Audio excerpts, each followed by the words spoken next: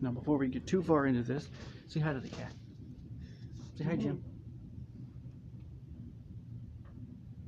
Anyway, now we're going to come in here so we can go over something with all of you wonderful people. Holy shit, what is all of this? What the fuck? What the fuck? My God.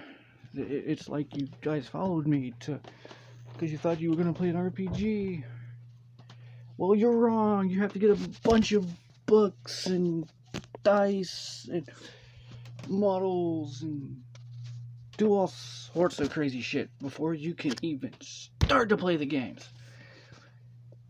And now you're on your own because you got all these books and dice and you don't know where to start or what you're doing or anything. Well, stop crying. Because when you're just starting in the game, regardless of what it is, any of this huge array of Palladium, you see over Palladium RPGs, you see over here, or Dungeons and Dragons, or 40K, or Call of Cthulhu, or Magic, or whatever game. Doesn't matter which game. All you need to know is what's in the basic rulebook. I'm not touching Palladium because it depends on which system.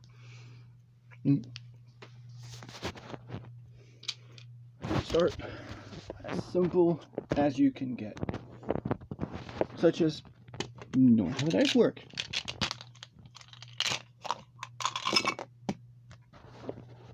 Well, you should start with knowing how, what each individual die is. You got D20s and D4s and D6 and all that shit. Figuring out how the dice work isn't hard. How they work in your game, that's not hard either. All you need to know is when you're starting, all you need to know is one part. I'm going to say, go off a limb here and say, that's how to make a character. That's it. Don't try to stress yourself out trying to know everything. That's why you have other players in the party with you. Your dungeon master or game master or whatever the game calls the person running the game.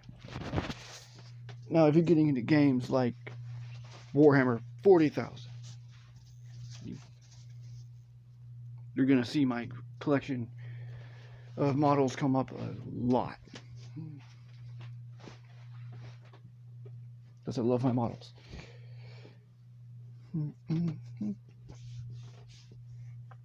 Watch out for those videos. Yeah, eventually those will be lore videos too. But yeah, if it involves a book, know how to make the basic thing. If it's a game where you make a character and you follow rules and do all that, know how to make the character. If it's an army-based thing like Warhammer 40,000, start with one box. Don't try to get this big complicated force or any. No, don't do that. That's only going to give yourself a headache early on, and learning the game won't be very fun at all. I learned that the hard way. I didn't know how to play. I still better know how to play. Haha. But yeah, there you go. Warhammer 40,000, a bunch of other games along those lines. Focus entirely on a D6 system. Dungeons and Dragons is a D20 system, so you really want to know how the D20 works. In other games, you got something called a D100. which is where you need a that can go up to 100. You can either look for that golf ball of a die that actually has 100 little spots on it, or you can go and have those two dice like that. You got the 10s and the 1s. This is an introduction, so I'm not going to tell you how that works. Just those are the basics of those systems.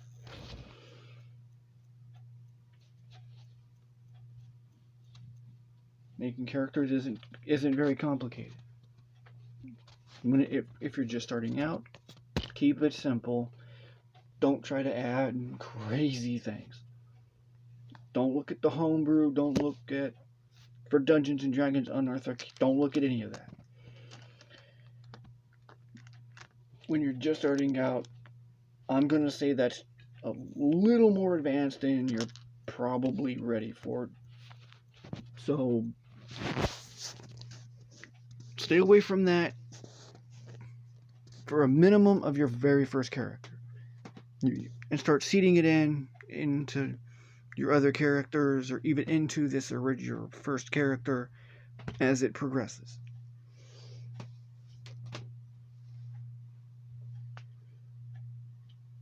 If you want to get a mini for your character, go ahead. You got models everywhere. I can show you models for a while. I have a lot. There's a lot.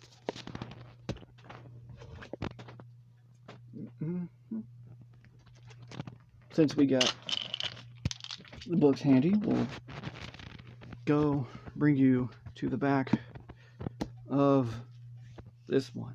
One of my favorite ones. Hence, it's so easy to get to. I got my phone. Suck it up.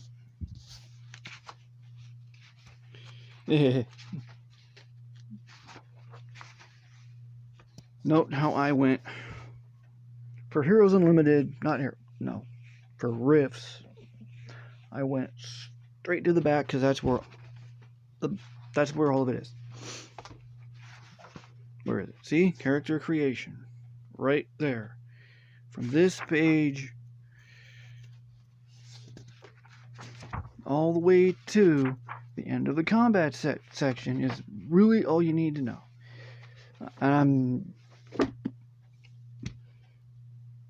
Once you know how to roll up the stats and do all of that, for the most part, in any system, you're good to go. If it's a point-based system like Warhammer 40,000, you're going to want to know how that works. It's not complicated. You have a maximum number of points, and you really can't exceed them without unbalancing the game.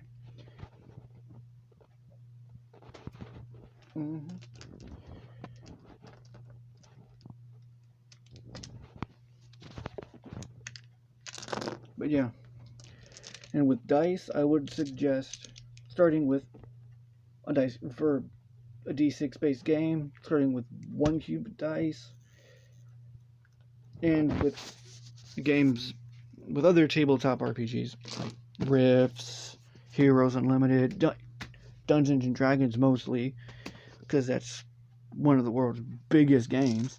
Start with 1 set of dice.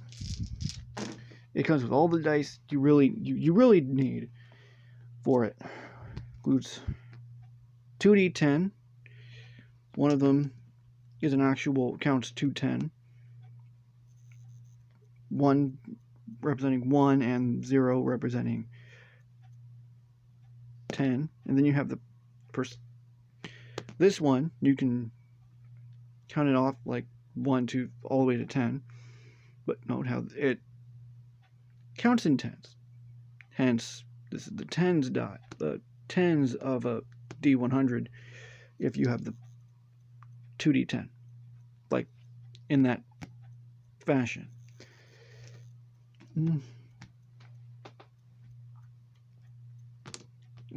D6, you're also your friend.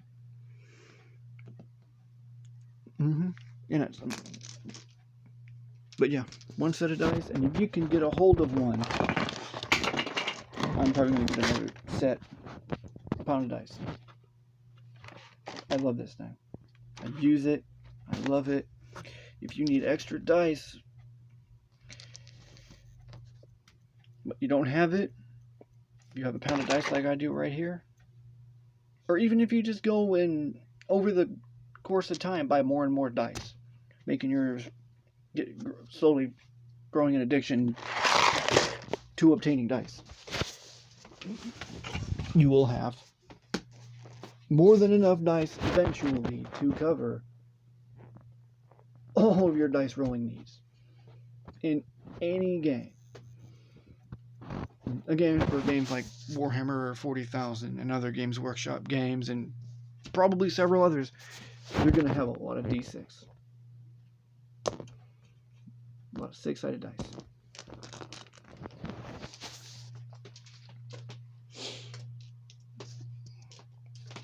And as with every video you get, if you like it,